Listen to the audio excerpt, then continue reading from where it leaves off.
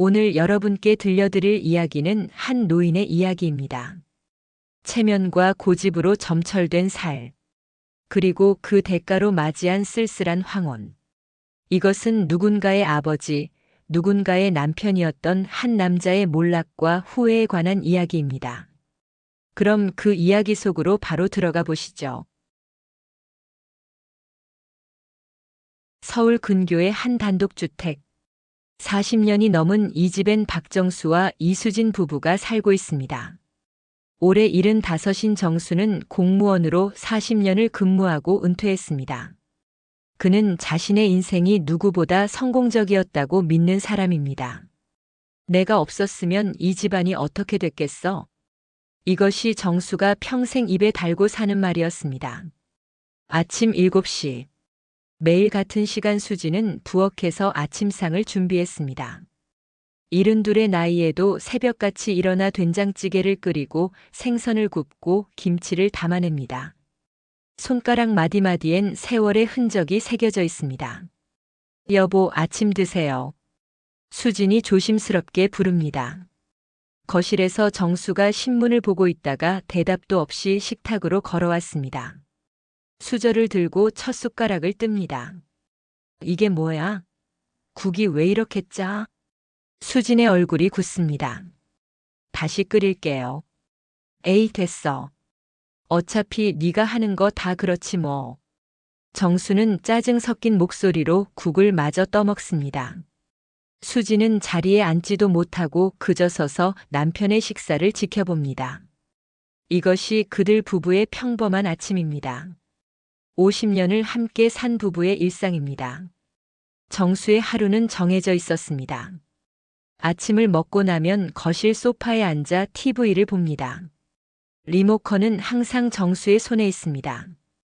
수진이 보고 싶은 프로그램이 있어도 감히 말하지 못합니다. 여보, 제가 좀 보고 싶은 프로가. 시끄러워. 내가 지금 뉴스 보고 있잖아. 수진은 말을 삼켰습니다. 그리고 빨래를 개기 시작합니다. 매일같이 반복되는 풍경입니다. 오후가 되면 정수는 동네 친구들을 만나러 나갔습니다. 동네 경로당, 때로는 목욕탕. 그곳에서 그는 완전히 다른 사람이 되는 듯 했습니다. 정수 형님. 여기 앉으세요. 허허, 자네들 잘 있었나? 친구들 사이에서 정수는 웃음이 많고 너그러운 사람으로 통했습니다. 과거 공직 생활 이야기를 하며 후배들에게 술도 사고 농담도 주고받았습니다. 하지만 집으로 돌아오는 순간 그의 얼굴은 다시 굳어집니다.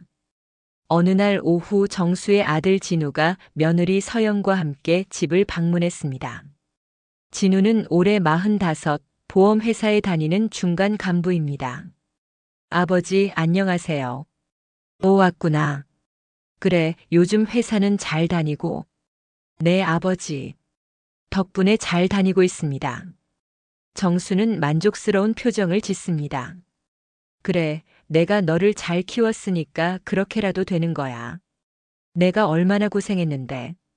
며느리 서영은 시어머니를 향해 눈인사를 합니다. 수지는 부엌으로 들어가 과일을 깎기 시작했습니다. 어머니, 제가 할게요. 아니야, 앉아 있어라. 수진의 손은 빠르게 움직입니다. 사과를 깎다가 그만 손가락을 베었습니다. 아, 어머니. 서영이 놀라 달려왔습니다. 하지만 거실에서 정수의 목소리가 들려옵니다. 뭐야, 또 소란이야? 나이 먹어서 하는 것도 없으면서 과일 하나 제대로 못 깎아? 서영은 입술을 깨물었습니다. 진우는 고개를 숙입니다. 이것이 이 집안의 일상이었습니다. 며칠 후 딸 정희도 남편 대수와 함께 찾아왔습니다. 정희는 43, 동네에서 미용실을 운영하고 있습니다. 아버지 건강하시죠? 그래. 네가 효녀지. 오빠보다 자주 오는구나. 정희는 아버지의 편애를 알고 있습니다. 어릴 때부터 아들인 오빠가 더 귀했던 아버지. 하지만 이젠 딸인 자신이 더 자주 찾아오니 태도가 달라졌죠. 어머니는 어디 계세요? 뭐 어디 있겠어. 부엌에 있겠지. 정희는 부엌으로 향합니다. 수지는 설거지를 하고 있었습니다. 엄마, 손 어쩌다가 그래? 수진의 손가락엔 반창고가 붙어 있었습니다. 아, 이거? 괜찮아. 과일 깎다가 살짝. 엄마, 요즘 안색이 안 좋아 보여요. 어디 아프세요? 아니야, 괜찮아. 나이 들면 다 그런 거야. 하지만 정희는 어머니의 눈가에 생긴 다크서클을 놓치지 않았습니다. 체중도 많이 빠진 것 같았습니다. 그날 밤 수지는 속이 쓰려 잠을 이루지 못합니다. 벌써 몇 달째입니다. 식사를 해도 소화가 안 되고 밤이면 속이 타들어가는 것 같습니다. 다음 날 수지는 몰래 병원에 갔습니다. 정수에게 말하면 돈 낭비한다고 소리칠 게 뻔하기 때문이었습니다. 내과 진료실. 의사는 내시경 사진을 보고 심각한 표정을 지어 보이며 말했습니다. 어머님, 스트레스성 위궤양이 상당히 진행됐습니다. 이대로 가면 더 큰 병이 올 수 있어요. 집에서 심한 스트레스를 받으시나요? 이 정도면 단순히 소화불량 수준이 아닙니다. 수지는 대답하지 못합니다. 뭐라고 말해야 할까요? 50년을 함께 산 남편이 스트레스의 원인이라고 말할 수 있을까요? 약을 드리겠지만 근본적으로 스트레스 요인을 제거하셔야 합니다. 그렇지 않으면 약도 소용없어요. 수지는 처방전을 받아들고 병원을 나왔습니다. 오늘따라 하늘이 유난히 맑았습니다. 하지만 수진의 마음은 무겁기만 합니다. 집으로 돌아온 수진. 현관문을 열자마자 정수의 목소리가 들려왔습니다. 어디 갔다 오는 거야? 내 점심은? 죄송해요. 금방 차릴게요. 금방? 지금 몇 시인데? 수지는 황급히 부엌으로 들어가 떨리는 손으로 냉장고를 열고 재료를 꺼냈습니다. 급히 밥을 짓고 찌개를 끓이고 반찬을 내놓았습니다. 30분 만에 식사를 차려냈습니다. 여보, 드세요. 정수는 한 입 먹더니 또 얼굴을 찌푸립니다. 이게 뭐야? 밥이 왜 이렇게 질어? 물을 얼마나 부은 거야? 미안해요. 급하게 하느라 뜸을 덜 들였나 봐요. 급하게? 집에 있으면서 뭘 그렇게 급하게 해? 하루 종일 놀면서. 수지는 답답한 마음이었지만 아무 말도 하지 못합니다. 병원에서 받은 처방전이 호주머니에서 바스락거렸습니다. 그날 저녁 정수는 친구들과 술을 마시고 늦게 귀가했습니다.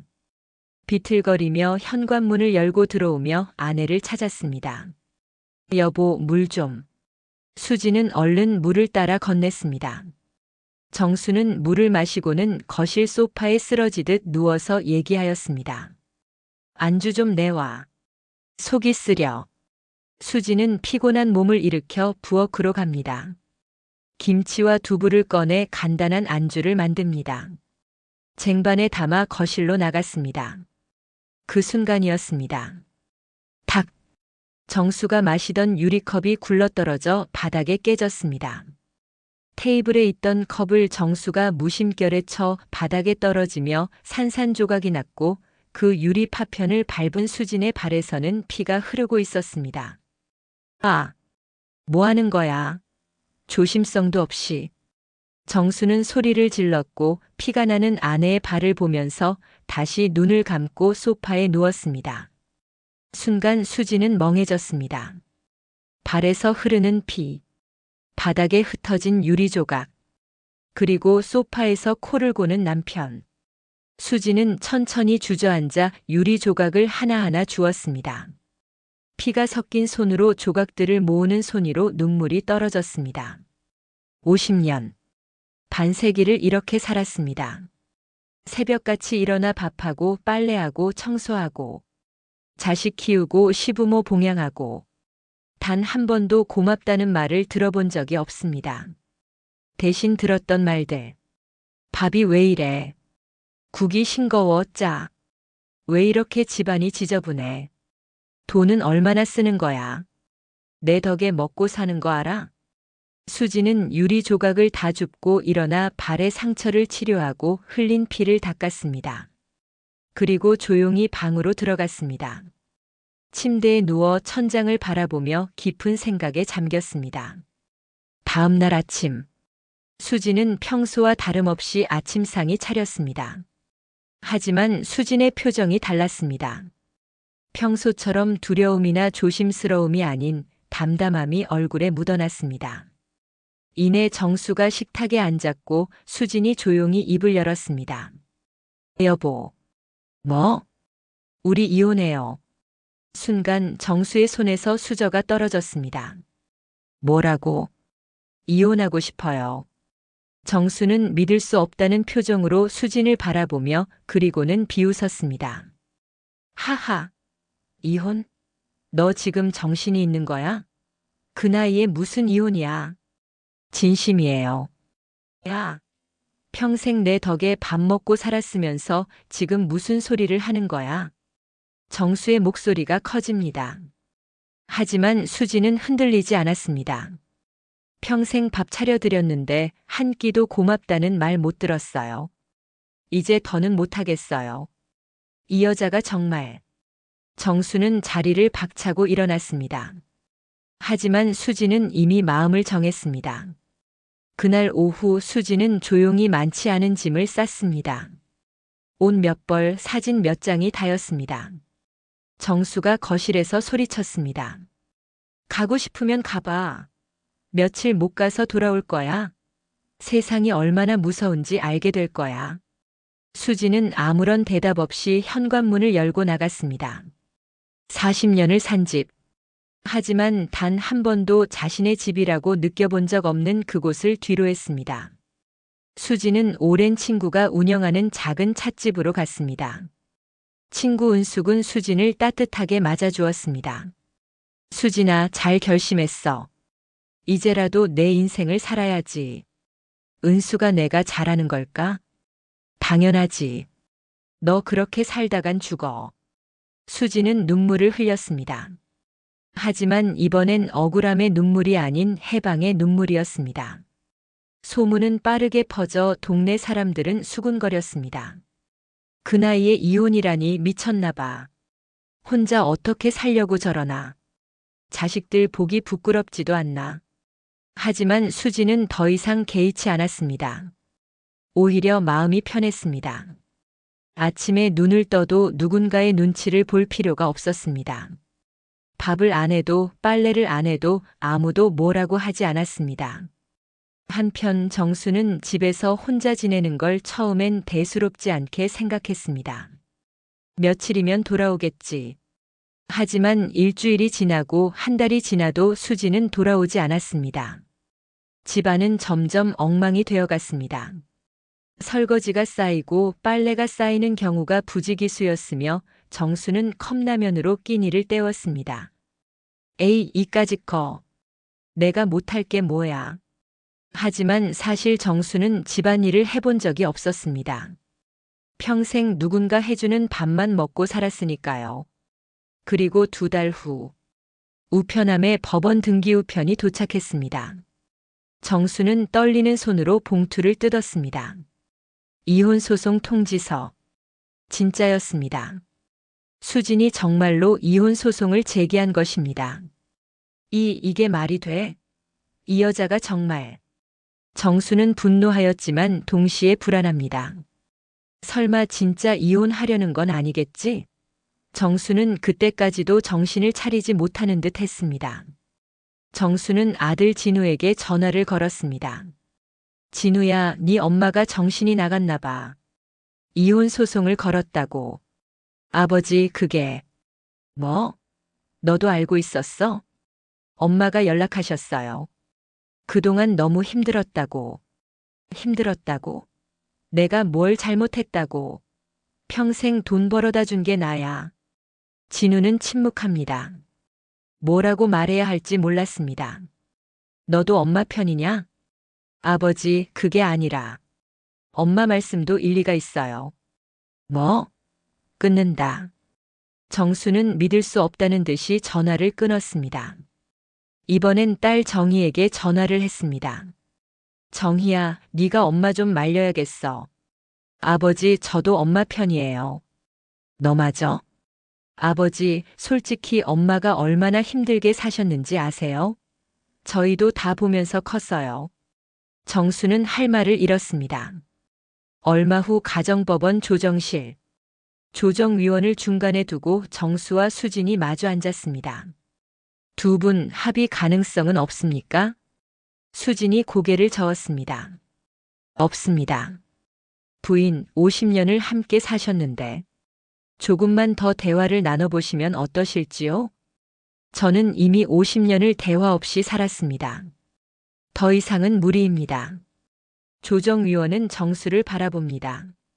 원고는 어떻습니까? 조정? 무슨 조정? 내가 뭘 잘못했다고. 정수는 여전히 이해하지 못합니다. 결국 조정은 결렬되었고 정식 재판으로 넘어가게 되었습니다. 판사가 정수에게 물었습니다. 피고 측 주장에 따르면 원고는 지속적으로 아내에게 언어 폭력을 가해왔고 이로 인해 아내는 심각한 스트레스성 질환을 앓고 있다는 주장을 하고 있습니다. 이에 병원으로부터의 진단서를 피고 측 변호사로부터 전해받았습니다. 또한 주변 분들의 진술서도 있네요. 수진의 변호사가 병원 진단서, 약 처방전, 그리고 이웃들의 진술서를 증거자료로 이미 제출하였습니다. 재판장님, 원고는 50년간 피고를 가정 내 노예처럼 취급해왔습니다. 단 한 번도 감사나 존중의 표현을 하지 않았고 오히려 지속적인 모욕과 비하를 일삼았습니다. 이해 있습니다. 정수가 벌떡 일어납니다. 내가 평생 번 돈으로 저 여자를 먹여 살렸어요. 집도 사줬고 애들 교육도 다 시켰고. 판사가 차분하게 말합니다. 원고 경제적 부양이 정서적 학대를 정당화할 수는 없습니다. 정수가 반박하며 말했다. 증거 있어요? 진단서는 그냥 나이 들어서 몸이 아파서 그런 걸 수도 있잖아요. 그리고 이웃들의 진술서? 지들이 뭘 안다고. 나 참. 이에 판사가 조용히 말했습니다. 미안하지만 원고의 자식들도 이미 같은 진술을 했어요. 이에 상당한 신빙성을 저희 재판부가 인정했습니다. 정수는 그 자리에 주저앉았습니다. 그리고 판사가 말을 이어갔습니다. 모든 사실을 바탕으로 원고와 피고의 이혼을 허가한다. 피고는 원고에게 위자료 2억 원을 지급해야 하며 또한 피고가 재산 분할을 신청할 경우 원고의 재산의 절반을 피고에게 지급하여야 한다. 판결이 확정되었습니다. 2억 원. 정수는 자신의 귀를 의심했습니다. 2억이라고요? 내가 무슨 돈으로? 재판이 끝나고 법원 복도에서 정수는 수진을 붙잡았습니다. 이봐, 정말 이럴 거야? 50년을 함께 산 사이인데. 수진은 정수를 차분히 바라보며 말했습니다. 여보, 50년을 함께 살았지만 단 하루도 행복한 적이 없었어요. 이제 그만해요. 평생 나한테 밥 얻어먹고 살던 게 누군데. 정수가 소리쳤고 복도에 있던 모든 사람들의 시선을 끌었습니다. 네가 감히 나를 버려. 수지는 말없이 돌아서 걸어갔고 정수의 목소리가 뒤에서 들려오지만 이에 흔들리지 않았습니다. 정수는 분노와 좌절 속에 아무도 없는 텅 빈 집으로 돌아왔습니다. 위자료 2억 원 그리고 재산 분할. 어디서 그 돈을 마련한단 말인가? 정수는 통장에 남은 돈을 확인하였습니다. 퇴직금과 저축해 놓은 돈 합쳐도 1억 정도 위자료로 턱없이 부족했습니다. 그제야 정수는 깨닫습니다. 자신이 벌었던 돈 대부분을 이미 자식들에게 줘버렸다는 것을. 정수는 떨리는 손으로 진우에게 전화했습니다. 진우야, 내 아버지. 내가 좀 도와줘야겠다. 무슨 일이세요? 위자료를 2억을 내야 하는데 내 돈으론 부족해서. 1억만 빌려줄 수 있겠니? 전화 너머로 침묵이 흐릅니다. 아버지, 지금 저희도 사정이 안 좋아요. 사정이 안 좋아? 아니, 내가 너한테 얼마나 해줬는데. 뒤에서 며느리 서영의 목소리가 들립니다. 여보, 우리도 애들 학원비에 대출 이자에 여유가 없어요. 진우야, 내가 너한테 얼마를 줬는데 돈이 없다는 게 무슨 말이냐? 정수는 믿을 수 없다는 표정을 지었습니다. 아버지, 죄송하지만 정말 도와드릴 형편이 안 돼요. 정 안 되시면 집이라도 파시면 여유가 생기시지 않으시겠어요? 이 자식이. 정수가 소리치려는 순간 진우가 전화를 끊어버렸습니다. 정수는 떨리는 손으로 마지막 희망을 가지고 이번에는 딸 정희에게 전화하였습니다. 정희야, 아빠다. 네, 아버지. 너 요즘 미용실 장사는 잘 돼? 그럭저럭요. 요즘 경기가 안 좋아서 다들 힘들잖아요. 근데 말이야, 아빠가 좀 급한 일이 생겨서 그러는데 5천만 원만 빌려줄 수 있겠니? 정희도 침묵합니다. 아버지, 저희도 지금 대출이 많아요. 미용실 인테리어 할 때 받은 대출도 아직 다 못 갚았고. 너 미용실 누구 때문에 시작할 수 있었던 거냐? 내가 준 돈으로 차린 거 아니냐? 그건 아버지가 주셔놓고 이제 와서 내놓으라면 어떡해요? 이거 팔아서 주신 돈 드려요? 그럼 우리는 뭐 먹고 살아요? 아빤 집이라도 있지, 우린 우리 이름으로 된 집도 없는데. 야! 정수의 목소리가 떨립니다. 너희들 다 내 돈 받아 먹을 때는 아버지 아버지 하더니 이제 쓸모 없어지니까 버리는 거냐? 아버지, 그게 아니라. 됐어. 다 됐어. 정수는 전화를 내던지며 소파에 주저앉았습니다. 텅 빈 거실, 울리지 않는 전화기, 돌아오지 않는 아내.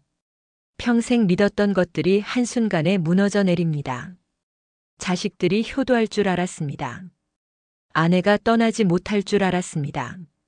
자신이 가장으로서 권위를 영원히 유지할 수 있을 줄 알았습니다. 하지만 모두 착각이었습니다. 며칠 후 정수는 은행에서 대출을 알아봅니다. 하지만 나이와 소득이 없다는 이유로 거절당합니다. 죄송합니다. 70대 고령에다 소득이 없으시면 대출이 불가능합니다. 정수는 절망합니다. 결국 단 하나의 선택지만 남았습니다. 집을 파는 것. 40년을 살았던 집, 자식들을 키웠던 집, 그런 이 집을 팔아야 합니다. 부동산에 내놓은 지 한 달 만에 집이 팔렸습니다. 4억 원에 매각됩니다. 정수는 위자료 2억 원을 수진에게 지급해야 했습니다. 그리고 남은 2억 원에서 재산 분할로 인해 1억 원을 아내에게 추가 지급하여야 했습니다. 여기서 각종 세금과 수수료 그리고 이혼 소송 비용을 지급하고 나니 아무것도 남지 않았습니다. 그리고 이제 살 곳도 없습니다. 평소에 잘 알고 지내던 복덕방 주인의 소개로 월세로 몇 푼하지 않는 작은 방을 소개받아서 살게 되었습니다. 40년 살던 마당 있는 단독주택이 한순간에 날아가 버렸습니다. 이삿날 정수의 마음처럼 비가 내렸습니다. 정수는 비닐에 쌓인 짐을 들고 새방 앞에 섰습니다. 옷 몇 벌, 이불 하나, TV 한 대, 모두 정리하고 이게 전부였습니다. 혼자로도 충분한 이삿짐들이었습니다. 비를 맞으며 골목길을 걷는 정수 옆으로 이웃들이 지나갔습니다. 하지만 누구 하나도 인사하거나 도와준다고 나서지 않았습니다. 그냥 다들 못 본 척 지나갔습니다. 정수는 깨닫습니다. 동네에서 박 선생님이라고 불리며 경로당에서 대접받던 정수는 이제 없는 듯 했습니다. 이제 가진 게 없는 그는 그냥 새방 사는 늙은이일 뿐입니다. 새방에 들어선 정수. 방은 너무 작아 TV를 놓으니 거의 공간이 없습니다. 침대도 없어서 바닥에 이불을 깔고 오랜만에 방바닥에서 잠을 청했습니다. 그날 밤 요란한 빗소리에 정수는 잠을 이루지 못했습니다. 벽이 얇아서 옆집 소리가 다 들렸습니다. 화장실에서 물 내리는 소리, 아기 우는 소리, 부부가 싸우는 소리. 정수의 눈에서 눈물이 흘러내렸습니다. 내가 이 꼴이 되다니. 시간은 흘러 가을이 깊어갔습니다. 정수는 하루하루를 근근히 국민연금으로 생활하였습니다. 월세를 내고 식비, 전기세, 수도세, 통신비를 내고 나면 거의 남지 않았습니다. 매일 같은 메뉴입니다. 아침은 컵라면, 점심은 김밥 한 줄. 저녁은 폐기 직전인 편의점 도시락. 예전엔 아침마다 따뜻한 국과 밥, 반찬이 차려져 있었습니다. 이제야 그게 얼마나 소중한 것이었는지 깨닫게 됩니다. 어느 날 저녁 TV를 켭니다. 부부 예능이 나오고 있었습니다. 한 남자가 아내에게 꽃을 선물하고 고마워, 여보라고 말하고 아내는 눈물을 글썽이며 웃고 있는 모습. 정수는 리모컨을 손에 쥔 채 멍하니 화면을 바라보며 혼자 중얼거렸습니다. 고마워. 그 간단한 말. 평생 한 번도 수진에게 하지 않았던 말. 문득 기억이 떠올랐습니다. 결혼 초 수진이 처음 된장찌개를 끓였을 때 서툰 솜씨였지만 정성이 가득했습니다. 맛있어요? 수진이 조심스럽게 물었습니다. 그냥 먹을 만하네. 정수는 무뚝뚝하게 대답했습니다. 그때 수진의 표정은 기대했다가 실망하는 얼굴이었고 정수는 그걸 봤지만 아무렇지 않게 넘겼습니다. 남자가 무슨 그런 말까지 해. 그때 그렇게 스스로를 정당화했습니다. 또 다른 기억이 떠올랐습니다. 아들 진우가 초등학교에 입학하던 날, 수진이 새벽부터 일어나 도시락을 쌌습니다. 알록달록한 반찬들, 작은 문어 모양 소시지. 여보, 이거 어때요? 진우가 좋아할까요? 애가 뭘 알아. 그냥 먹으면 되지. 수진의 얼굴에서 미소가 사라졌습니다. 딸 정희가 대학에 합격했을 때 수진이 기뻐하며 정수에게 말했습니다. 여보, 우리 정희가 대학 붙었대요. 그래. 당연한 거 아니야. 내 딸인데. 그래도 축하해줘야 하지 않을까요? 축하는 무슨. 돈이나 마련해야지 호들갑 떨지 마. 그렇게 그 당시 아내를 나무란 자신이 한심하게 느껴졌습니다. 정수는 침대에 누워 천장을 바라보고 있었습니다. 50년간의 기억들이 주마등처럼 스쳐 지나갔습니다. 수진이 아플 때도 괜찮아지겠지 하며 병원에 데려가지 않았습니다. 수진이 친구들을 만나고 싶어 할 때도 돈 낭비라며 막았습니다.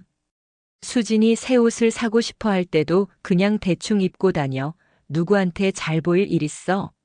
라고 했습니다. 하지만 자신은 친구들과 술 마시는데 돈을 쓰고 골프 치는데 돈을 쓰고 새 시계를 사는데 돈을 썼습니다. 가장으로서 당연한 거야.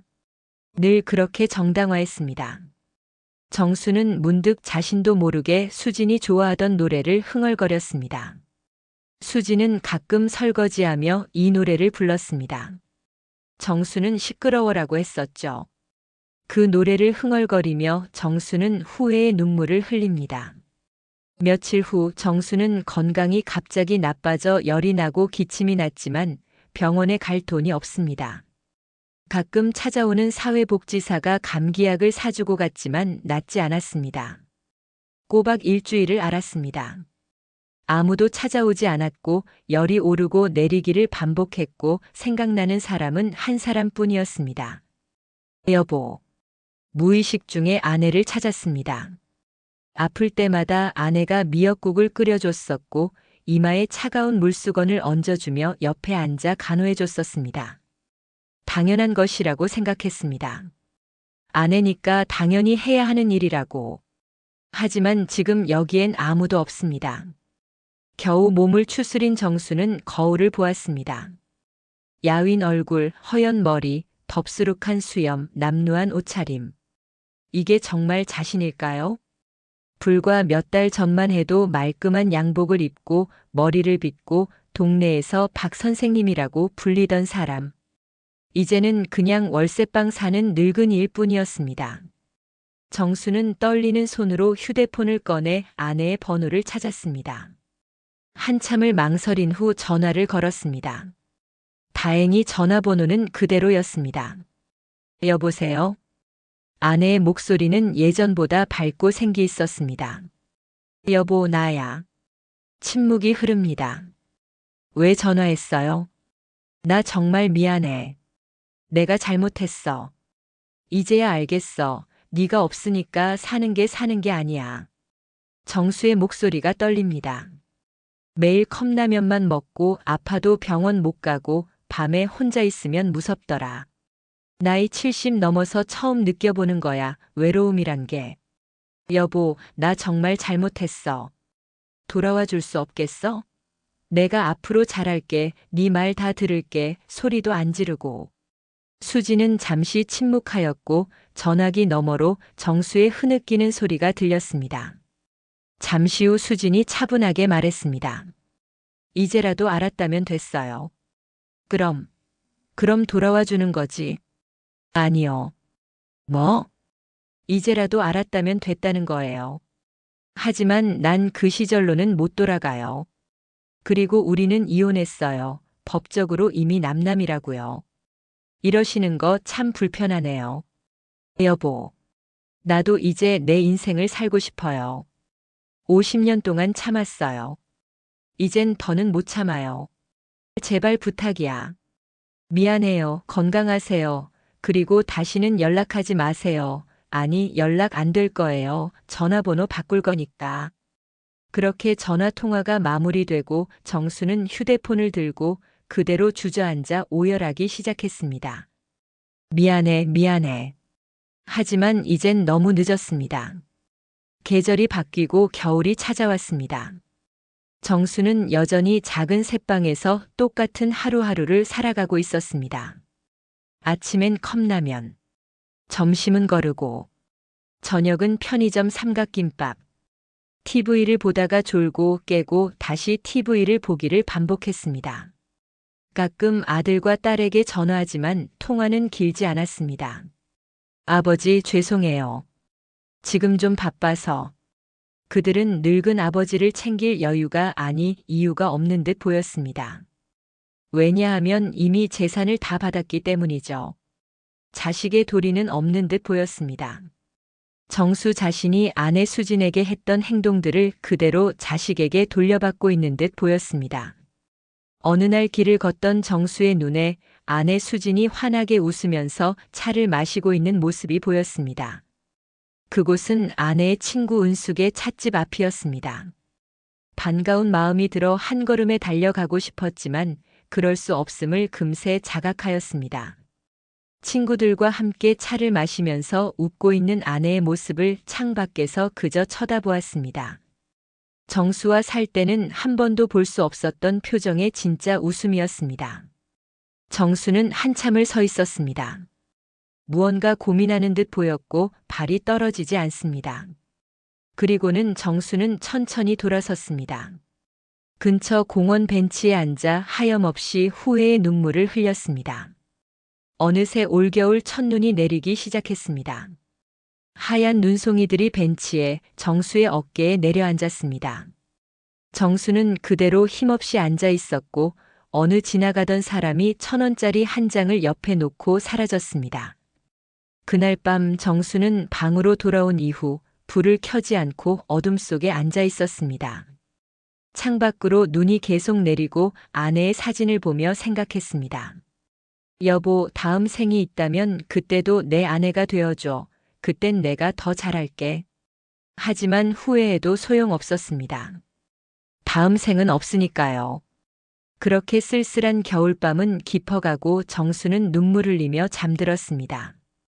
정수는 꿈속에서 아내와 즐겁게 대화하는 모습이었고 이 행복한 꿈을 다시는 깨고 싶지 않았습니다. 오늘 함께 하신 이야기는 평생 소중함을 모르고 살던 노인이 혼자가 되어서 그 존재에 대한 절실함을 알아차렸을 때는 이미 늦은 후라는 걸 일깨워주는 이야기였습니다. 사람은 혼자 남아봐야 그제야 사랑을 배웁니다. 사랑받고 싶다면 먼저 사랑해야 하고, 존중받고 싶다면 먼저 존중하여야 합니다.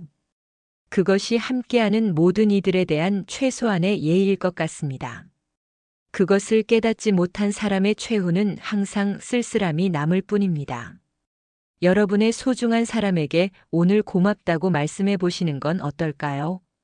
내일은 너무 늦을지도 모르니까요. 긴 이야기 들어주셔서 감사합니다.